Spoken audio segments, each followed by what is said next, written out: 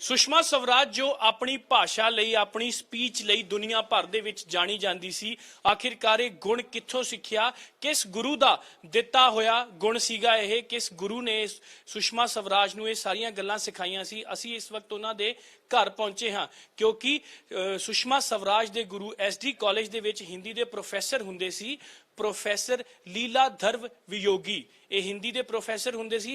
जदों सुषमा स्वराज भी कॉलेज च पढ़दी सी तो बेस्ट स्टूडेंट हुंदी सी प्रोफैसर साहब दी और ट्रेन करते सी प्रोफैसर साहब सुषमा स्वराज नूं कि किस तरह बोलना है, किहड़ी भाषा का प्रयोग करना है, किहड़े वर्ड्स नूं यूज करना है, कित्थे किस तरह की भाषा होनी चाहिए है और किस तरह के बोल होने चाहिए है। एक तस्वीर तुहानूं दिखाने हैं क्योंकि प्रोफैसर वियोगी इस दुनिया दे विच नहीं रहे। कुछ साल पहला ओह इस दुनिया तो चले गए सी, लेकिन ये तस्वीर यादगारी तस्वीर है जो सुषमा स्वराज अपने गुरु नूं सन्मान दे रही है क्योंकि सुषमा स्वराज उस समय एक वड्डा सियासी चेहरा बन चुकिया सी जिस समय ये सन्मान दिता जा रहा सी। प्रोफैसर साहब रिटायर हो चुके सीगे प्रोफैसर तो। एक सिंबॉलिक तस्वीर है जो गुरु दा जिहड़ा चेला है वो कित्थे पहुंच गया, जिहड़ा सन्मान वापस तो गुरु नूं दे रहा है। मेरे नाल उन्हां दी धर्म पत्नी मौजूद ने, इत्थे उन्हां नाल गलबात करदे हां क्योंकि बहुत सारियां इहो जिहियां यादां ने सुषमा स्वराज दियां जिहड़ियां इन्हां दे दिल च वसियां होईयां ने जो इन्हां नूं भी पता है। गलबात करदे हां जी। प्रोफैसर साहब तो नहीं रहे, सुषमा स्वराज उनकी बेस्ट स्टूडेंट थी। दुनिया भर में वो अपनी भाषा के लिए, अपनी स्पीच के लिए जानी जाती थी। तो वो स्पीच प्रोफेसर साहब से ही सीखी उसने। इन्होंने तो ही सीखती सी, इन्होंने ही सिखाया सब। और इन्होंने होता था भी कैसे कहाँ बोली जाती है चीज़, वहीं अपने शब्दों का सही ढंग से करना है यूज़ और किस तरह से स्टेज के आगे खड़ा होना है, यही समझाते सी भाई ताकि तुम्हारा कद क्योंकि छोटा होने करके थोड़ा अच्छा लगता था। और बहुत अच्छी मतलब हमारी तो बेटी की तरह थी और कभी हमने उसको बेटी से कम नहीं समझा। और वो आती थी जब भी कभी कॉलेज में रही है तो लगभग आती जाती रहती थी मेरे पास, आना और कुछ कहना आंटी मैंने भूख लगी है कुछ खाने दे दो, बस ऐसे कुछ कभी कोई सब्जी मैं तो ये खाती नहीं, मैं तो खा के देखती है तो आपने बहुत अच्छी बनाई हुई है, मैं तो कभी नहीं खाती थी। सुषमा स्वराज नूं बहुत शौक सीगा डिबेट्स दे विच जाण दा कॉलेज टाइम तो ही। कॉलेज टाइम से उसको शौक था। इनको स्टूडेंट चाहिए थे कोई ना कोई बनाने हैं, 2-4 और बच्चे भी तैयार करते थे साथ में इसी को भी, और जीत के ये लाती थी ट्रॉफी। हर बार ट्रॉफी जीत के लाती थी, इसी का ही होता था, बाकी पीछे रहते थे। और कई एक विनोद था ये थे, कई बच्चे मेरे को याद नहीं है जो, पर सुषमा स्वराज याद है। मेन सुषमा स्वराज तो मेरी खास थी ना, तो आती जाती थी। उनके थे घरेलू शादी ब्याह में आना जाना इनके सब तरह का था। तो बच्चों की शादियाँ, इसकी शादी हुई तो हमारा जाना होता था, इसकी शादी के टाइम भी गए, छोटी वाली की शादी के टाइम में, गुलशन की शादी हुई तब भी गए। तो हमारे तो पारिवारिक संबंध थे ना, उसी तरह से आना जाना। शिक्षा तो थी लेकिन पारिवारिक जो है वो तो है ही ना। ये तस्वीर बहुत संभाल के रखी हुई है तुसी, ये तस्वीर बारे दसो कि ये किस तरह सम्मान कर रही है सुषमा स्वराज प्रोफेसर साहब। तस्वीर दरअसल इसके पास ही मेरे पास तो छोटे फोटो हैं उस तरह के, ये एक ले आई थी बना के रखी हुई है मेरे पास। और इनके सम्मान कैसे होता, ये वेद व्यास पुरस्कार मिला था इनको। इन्होंने पुराणों पे काम किया था, 18 पुराण संस्कृत के, उनको हिंदी से, वो संस्कृत वालों को छोटे मतलब ब्रीफ हिंदी में बनाए 18 पुराण। सो वो सारे इन्होंने सबमिट किए पहले। उसके बाद फिर इनको आया उप पुराण भी हैं उसी तरह 18, फिर उनके ऊपर फिर उप पुराणों पे काम किया। जब उप पुराणों पे काम किया तब इनको लगा कि वो तो मैंने कर के मेरी ना कोई पेंशन है ना कोई वैसे ज़्यादा इस तरह से, तो कुछ भारत सरकार देती है तो क्यों ना लिया जाए। तो सुषमा से बात हुई थी, कहते हैं हाँ है हमारे इसमें, आप अप्लाई करो हो जाएगा आपका, हम तो देते रहते हैं। तो ये पुरस्कार देने को खुद आई? नहीं, वो फिर दिया ना, फिर वो मिल गया इनको 2 साल का 12,000 रुपये महीना मिलता रहा, जिससे इन्होंने अपना वर्क किया। और हर इसके बाद जाता था, 4 महीने का काम किया जाता था, उसके बाद इनके पास ड्राफ्ट आ जाता था। जब पूरा हो गया उसके बाद जब वो देखते हैं निकालते हैं कि कौन सा पुरस्कार कब देना है, फिर वेद व्यास पुरस्कार, क्योंकि पुराणों पर तो वेद व्यास का ही था, फिर वो इन्होंने दिया।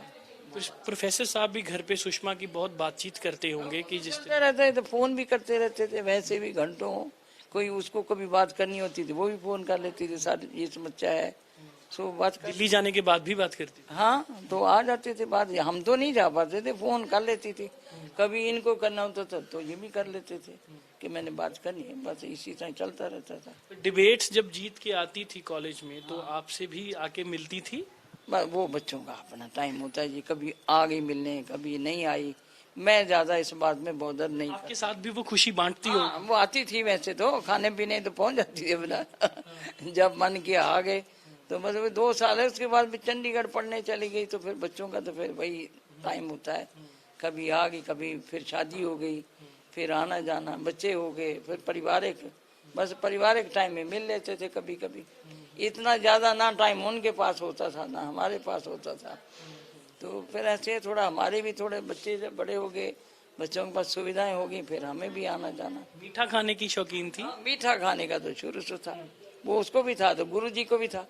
मीठा तो हमारे घर खाने के बाद जब तक थोड़ा ना मिले, कहते खाना अधूरा रह गया भाई, जब तक कुछ मीठा ना हो जाए। तो चाय मैं कुछ भी बना के रखती थी, थोड़ा सा मीठा, मेरे को खुद भी आदत है, चाहे गुड़ की टुकड़ी ले लो, खाने के बाद भाई कुछ मीठा चाहिए। तो ये एक नेचर होती है, कईयों को मीठा पसंद नहीं होता। कॉलेज में बता रहे थे कि गुलाब जामुन बहुत खाती थी। हाँ, तो कॉलेज में भी गुलाब जामुन मिलते थे कैंटीन में, और यहाँ जाती थी रास्ते में। भी आके खाती थी। हाँ, मेरे पास भी जब होते थे मैं भी खिलाती थी उसको, नहीं तो कुछ ना कुछ मीठा बना के खिला देना।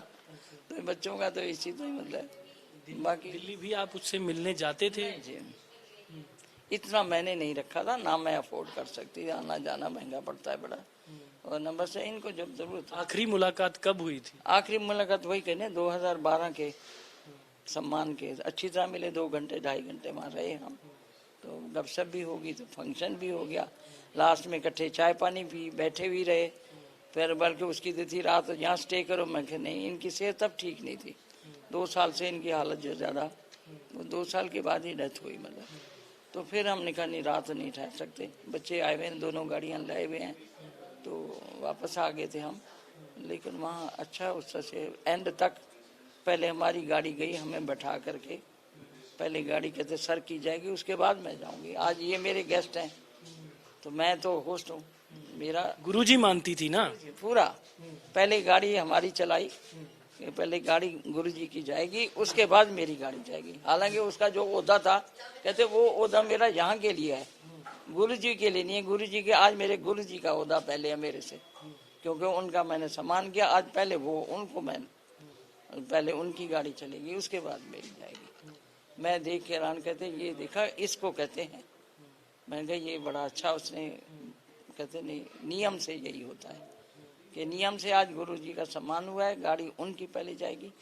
बच्चे भी 2 गाड़ियां लाए थे, बेटा बड़ा, कहते एक गाड़ी तो पापा के लिए चाहिए, एक हमारे लिए चाहिए, क्योंकि प्रमोद को ही पता था कि पहले पापा की गाड़ी जाएगी, उसके बाद दीदी अपनी गाड़ी निकालेगी।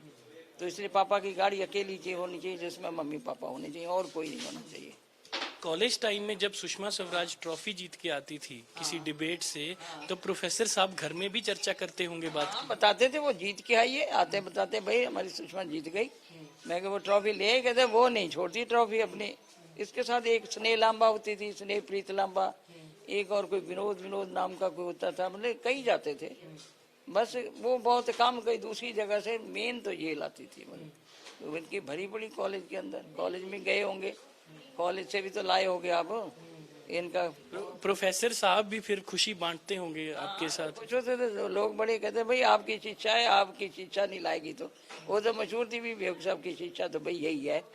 तो इनको तो कहते भाई मेरे तो 6 सारे हैं, अब जो ले जाएगा तो ले जाएगा, गुण है, गुरु के गुण जो ले जाएगा वो कमा जाएगा, जो नहीं लेगा तो नहीं करेगा। ये तो सारी बात तो वही है ना कि जो आपके पास भी आती जाती थी, आपके साथ भी समा आती थी, थोड़ी देर बैठती थी, गपशप मार लेना, थोड़ा खा पी जाना, बस तरीके से। प्याज लहसुन खाते नहीं थे वो, फिर वो मैं बिना प्याज वाली उसको कुछ ना कुछ बना के खिला देती थी। कहते आपको तो सब कुछ आ जाता है ना, मेरे को फट से परोठी बना के खिला देते हो, कोई अचार चटनी। और तो और एक बार क्या हुआ, हमने इनके यहाँ कोई खाना था, हम गए थे, तो वापसी पे खाना दे दिया था, हमारा बेटा नहीं गया था विनोद, वो टिफिन आ गया, पड़ा रहा कई दिन।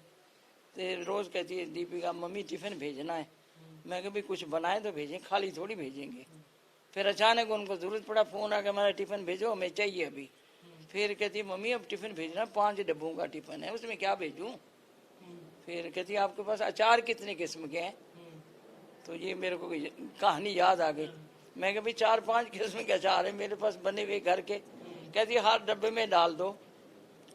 एक डब्बे में टॉफियां डाल दी इसने, एक डब्बे में कुछ और मीठा मंगा के 5 डब्बे फुल हो गए। फिर भेज दिया उसने। और एक अचार ऐसा था आमियों का, कच्ची आमियों का, जिसके अंदर गुठली नहीं होती। फिर वो आई हुई थी, पूरियां मंगाई, उसको खाने को दिया सुषमा को, साथ में वो अचार रखा। वो खाने लगी, कहती भाई अचार इतना बढ़िया है आम का, नमक मसाला तेल इतना मतलब ये परिपूर्ण है, ना ज्यादा ना कम है, पर इसमें गुठली कहाँ है आम की। ये गुलशन ने फिर पूछा मेरे से, इसमें गुठली नहीं है आम की, वो कहाँ गई। कहते भाई हमें नहीं पता, हमने भी गुठली नहीं खाई। कि अचार आया कहाँ से, तुम्हें नहीं पता। कहते भाभी जी के यहाँ से आया है। कहते बड़े खराब हो तुम, भाभी जी के यहाँ से अचार भी खा लेते हो, वहां से अचार भी आ जाता है। कहते हमारा टिफिन गया हुआ था, वहाँ टिफिन ही ले आया अचार हमारे। फिर स्पेशल फोन करता है गुलशन जाने के बाद उसके, कहते हो भाभी जी अचार तो भेजा था आपने, अचार तो सारे बढ़िया थे, आम के अचार में गुठली कहाँ गई।